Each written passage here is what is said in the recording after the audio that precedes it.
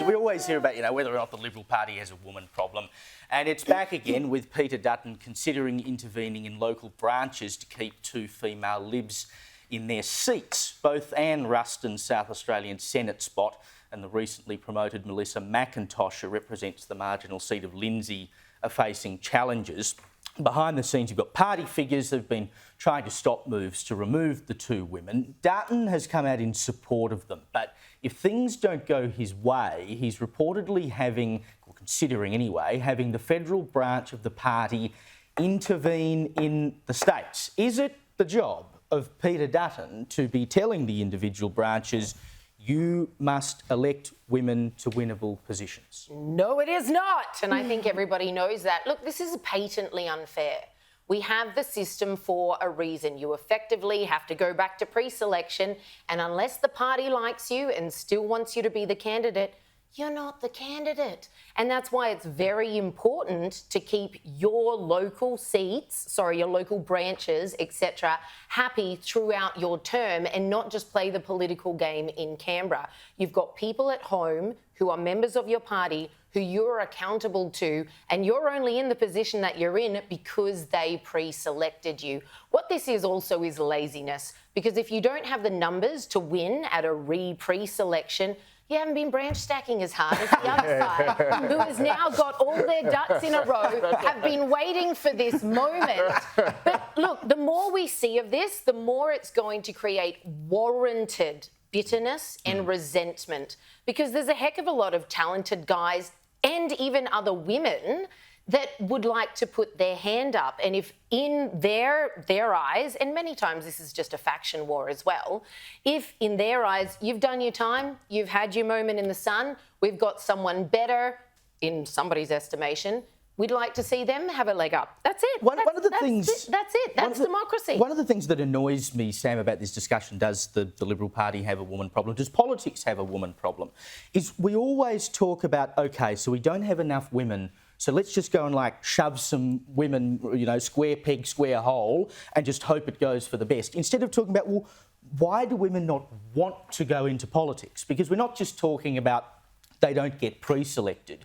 You don't have women putting their hand up. And that's an entirely different discussion to whether or not a party has a particular problem with women. It's why don't women want to go into politics? I think they do want to go into politics. I mean, does politics have a woman problem?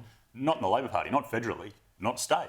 Joe might know the numbers. I don't know off the top of my head. 50-50 in New South Wales. I was going to say we're pretty close to 50-50 federally. Certainly we're 50-50 from the New South Wales contingent federally. But we've had quotas for 30 years or so.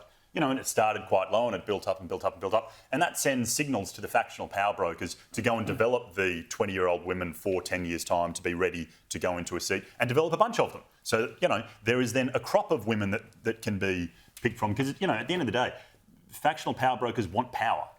It doesn't matter, Greens, Labor, Liberal, National, whatever. If you set the rules and you say, this is what it's got to be by, X year, it will happen.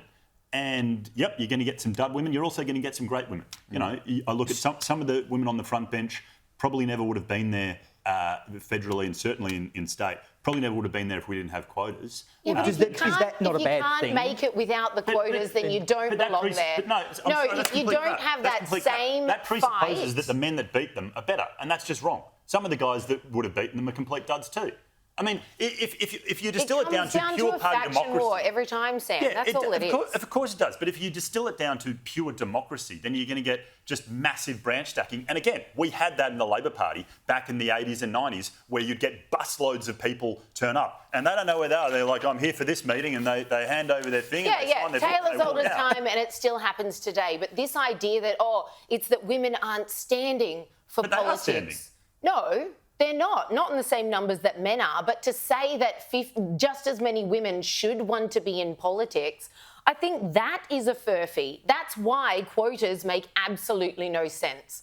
There's simply not as many women who are driven toward this particular job. It's just completely wrong. It's nature. It's not. It is completely and utterly natural. It's the psychology of politics. You're telling me out of, 10 million Conservative voters, you can't find 150 to run in in seats? No, and why would they? When you look at what politics is these days, so many people don't want in, male and female. It's just like, I do not want to have a part of that SHIT I hate myself for saying this, but isn't that kind of a circular argument, which is that politics has been so male-dominated for so long, which has made it really aggressive and testosterone-fueled, that is why women don't want to go into it. No, and then we say, see, women don't want to go into it because it's so much. I sound like Lisa Wilkinson. But anyway. No, honestly, quota over quality is like the worst precedent you could ever set.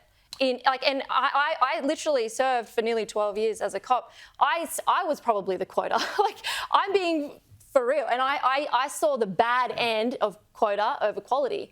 It's dangerous. And these people are running our country. It should be best person for the job. Sure, we can have programs. We can, facilitate people being interested. But I think it's pretty silly, like, to say that we have a female representation problem. Like, we're putting problems where there are no problems. Like, whoever is best for the job should get the job. I don't think Australians care if you're male or female or a unicorn. We just want to be heard at this point in time. Sure, and the gender politics the Federal is a Liberal joke. Party in the lower house has, is it 9 women in the entire Who lower house? cares? Who cares?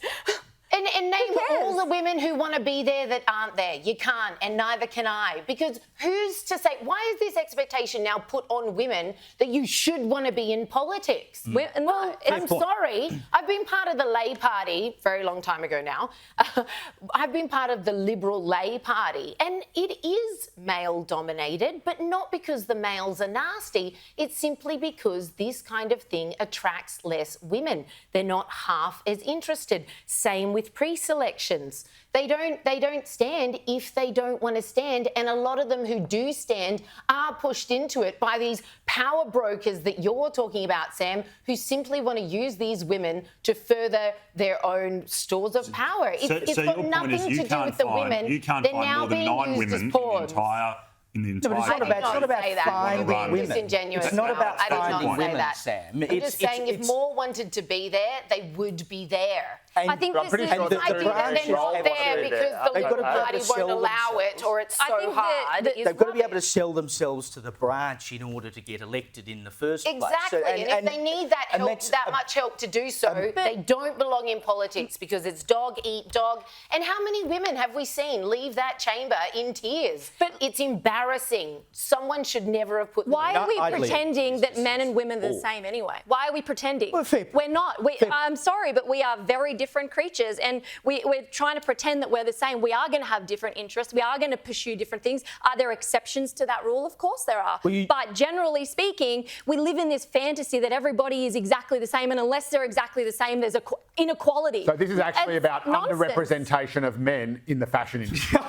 Fanta, here we go. Don't go there. No, I think we're all missing the real point here, which is that quotas are an incredibly helpful and effective way To fail. stack branches. Well, yes, because the minute you don't like anyone who happens to be in the branch, of course, you just throw in the best chick you can find. You just walk down the street. It's good for some go to the people. fashion industry. It's if you so have to. flawed. people. And then It's so flawed. and the Labor Party did this very effectively. In fact, they called it N40.